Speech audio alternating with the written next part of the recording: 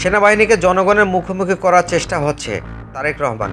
সেনাবাহিনীকে জনগণের মুখোমুখি করিয়ে দেওয়ার চেষ্টা হচ্ছে বলে মন্তব্য করেছেন বিএনপির ভারপ্রাপ্ত চেয়ারম্যান তারেক রহমান। তিনি বলেছেন, কয়েকদিন আগে আমরা দেখেছি সংস্কার এবং নির্বাচনকে মুখোমুখি দাঁড় করানো হচ্ছে, ঠিক একইভাবে সেনাবাহিনীকে জনগণের মুখোমুখি করানোর চেষ্টা হচ্ছে। এর পেছনে নিশ্চয়ই কোনো বড় ষড়যন্ত্র রয়েছে। আজ সোমবার রাজধানীর লেডিস ক্লাবে আয়োজিত বিএনপির মিডিয়া সেল আয়োজিত ইফতার মাহফিলে প্রধান অতিথির বক্তব্যে তারেক রহমান কথা বলেন। দেশের বিভিন্ন গণমাধ্যমে কর্মরত সাংবাদিক এবং সংবাদকর্মীদের জন্য এই ইফতার মাহফিলের আয়োজন করে বিএনপির মিডিয়া সেল। নতুন করে যে ষড়যন্ত্র হচ্ছে সে বিষয়ে সবাইকে সতর্ক থাকতে হবে উল্লেখ করে তারেক রহমান বলেন, সাংবাদিকদের কাছে আমাদের আহ্বান থাকবে, রাজনৈতিক দল হিসাবে বাংলাদেশের মানুষের পাশে থাকতে আমাদের সহায়তা করবেন। আমরা দেখেছি অতীতে বিভিন্ন প্রতিষ্ঠান ধ্বংস করে দেওয়া হয়েছে।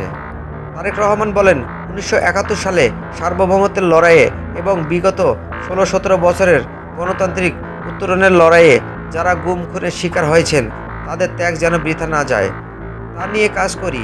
তিনি সব বিষয়ে সাংবাদিকদের সতর্ক থাকার পাশাপাশি সূক্ষ্মভাবে বিষয়গুলো নিয়ে কাজ করার আহ্বান জানান। বিএনপির পক্ষ থেকে উত্থাপিত সংস্কার প্রস্তাবের কথা তুলে ধরে তারেক রহমান বলেন, সে সময়ে যেসব সাংবাদিকরা আমাদের পাশে ছিলেন এবং গণতান্ত্রিক উত্তরণে বাংলাদেশের পাশে ছিলেন তাদের প্রতি আমাদের কৃতজ্ঞতা। আগামী দিনেও তিনি সাংবাদিকদের বিএনপির পাশে থাকার আহ্বান জানান।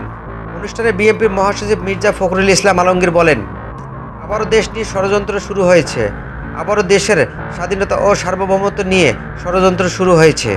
সেনাবাহিনীকে বিতর্কিত করার চেষ্টা চলছে। বিএনপির বিরুদ্ধে এখনও নানা অপপ্রচার চালানো হচ্ছে জানিয়ে মির্জা ফখরুল বলেন, আপনারা অতীতেও আমাদের জন্য কাজ করেছেন, আগামী দিনেও বিএনপির বিরুদ্ধে এসব অপপ্রচারের বিরুদ্ধে আপনারা সত্য তথ্য তুলে ধরবেন।